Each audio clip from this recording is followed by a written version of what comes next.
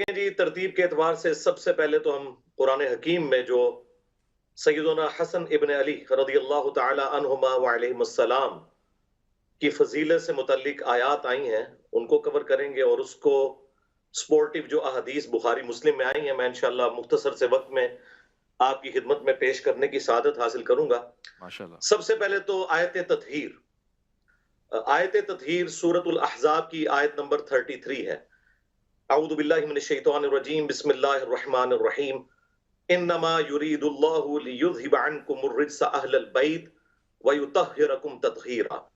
اس آیت کے کانٹیکسٹ میں امام مسلم رحمہ اللہ تعالی نے اپنی کتاب صحیح مسلم میں ایک حدیث لی ہے 6261 نمبر، اور اس کی راویہ بھی ہماری ماں سیدہ عائشہ سلام اللہ علیہا ہے۔ وہ کہتی ہیں کہ ایک دن نبی صلی اللہ علیہ وآلہ وسلم اپنے گھر سے اس حال میں برآمد ہوئے کہ آپ نے کالے رنگ کی منکش چادر اوڑھی ہوئی تھی۔ اتنے میں حسن ابن علی آئے، آپ صلی اللہ علیہ وآلہ وسلم نے انہیں اپنی اس کالی چادر کے نیچے لے لیا۔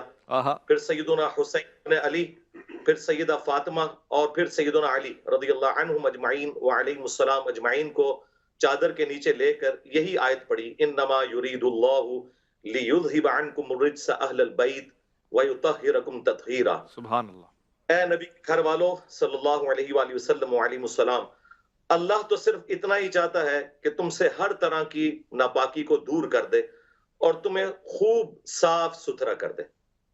دوسری آیت جو ہے وہ آیت مباہلہ ہے جی، سورہ آل عمران کی آیت نمبر 61، کہ جب نجران کے کرسچنز کا وفد نبی صلی اللہ علیہ وآلہ وسلم کی خدمت میں حاضر ہوا، جی، اور جب ہر طرح کے دلائل سے وہ جواب ہو گئے، تو پھر اللہ کے محبوب علیہ السلام کو اللہ تعالیٰ نے حکم دیا کہ اب آپ ان کے ساتھ مباہلہ کریں، اور وہ آیت نمبر 61 نازل ہوئی، تعالوا ندعو ابناءنا وابناءکم ونساءنا ونساءکم۔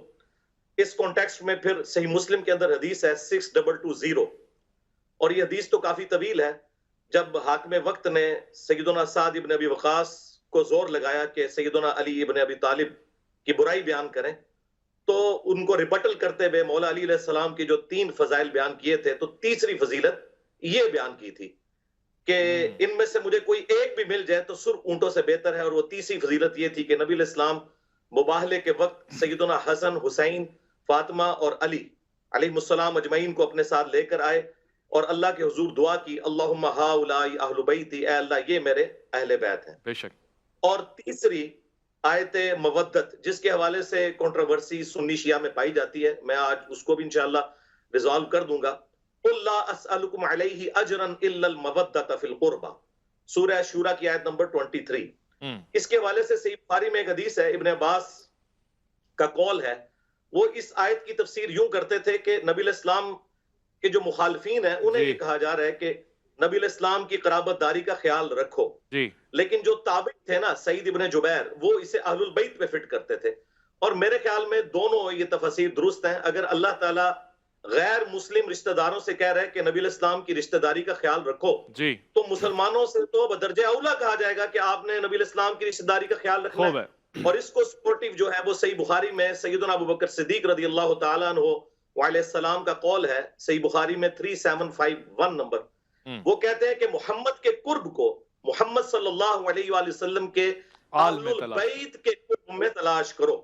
یہ حدیث اس بات پر گواہ ہے کہ قل لا اسألکم علیہ اجرا الا المودۃ فی القربى کی تفسیر جو محبان اہل بیت نے بیان کی ہے وہ بالکل درست ہے۔ پھر غدیر خم کی حدیث جو مسلم شریف میں اوپر تلے 4 حدیث ہیں 6225 سے لے کے 6228 تک، ان میں بھی نبی علیہ السلام نے قرآن اور اہل البیت کے ساتھ اس نے سلوک کرنے کا حکم دیا ہے۔ اور اس کے علاوہ بخاری مسلم میں حدیث ہے، نبی علیہ السلام سیدہ فاطمہ سلام اللہ علیہا کے خیمے میں داخل ہوئے اور فرمایا کہ وہ بچہ کدھر ہے چھوٹا، تو نبی علیہ السلام کے سامنے حسن کو پیش کیا گیا، تو نبی علیہ السلام نے انہیں معانقہ کیا، چوما، اور پھر کہا کہ اے اللہ میں حسن سے محبت کرتا ہوں، تو بھی اس سے محبت کر، اور جو حسن سے محبت کرے تو اس سے محبت کر۔ اور پھر بخاری کی حدیث ہے، ابن عمر کہتے ہیں کہ نبی علیہ السلام نے فرمایا تھا حسن اور حسین اس دنیا میں میرے 2 پھول ہیں۔ اور پھر صحیح بخاری کے اندر انس ابن مالک کا قول موجود ہے، وہ کہتے ہیں کہ حسن ابن علی سے زیادہ رسول اللہ کا ہم شکل کوئی نہیں تھا. سبحان پھر اللہ. صحیح بخاری کے اندر موجود ہے کہ مولا علی علیہ السلام اور سیدنا ابوبکر جا رہے تھے تو حضرت ابوبکر صدیق رضی اللہ تعالیٰ عنہ نے حسن ابن علی کی طرف دیکھ کر فرمایا کہ تم علی کے مشابہ نہیں ہو، رسول اللہ کے ہم شکل ہو. اللہ تو اکبر. اس پہ حضرت علی رضی اللہ تعالیٰ عنہ مسکرا پڑے. یعنی یہ آپ دیکھیں کہ اہل البیت کے ساتھ خلفۂ راشدین کی کیسی محبت اور عقیدت اس اعتبار سے ہمیں اس میں نظر آتی ہے. سبحان اللہ. اور پھر سنن ابی داؤد میں حدیث ہے، نبی علیہ السلام نے فرمایا حسن مجھ سے ہے اور حسین علی سے ہے. پھر ترمذی میں حدیث ہے کہ حسن و حسین جنتی نوجوانوں کے سردار ہیں.